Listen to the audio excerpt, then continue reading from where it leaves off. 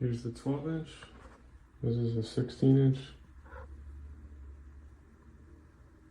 A little size comparison. Quite a bit bigger, quite a bit heavier. This will not mount with an adjustable arm. The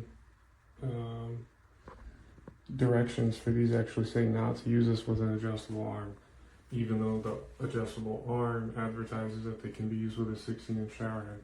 So just keep that in mind. It is way too heavy.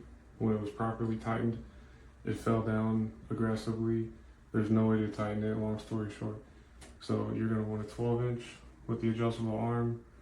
My only complaint here is in the 16-inch here, that flange, which is like a third of the way down where the rubber seal is supposed to sit at the bottom of the threads, it's way too small. That should be a lot thicker in there. This is the little gasket mesh flange seal thing, and it would not make a proper seal when this is tightened onto the pipe coming out of the wall. So it would just push the seal in, even if you just gently tightened it.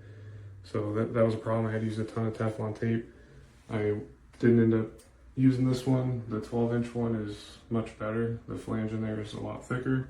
Could still be thicker than what it is, but the 12-inch one does work. So just keeping those things in mind. Here is the water.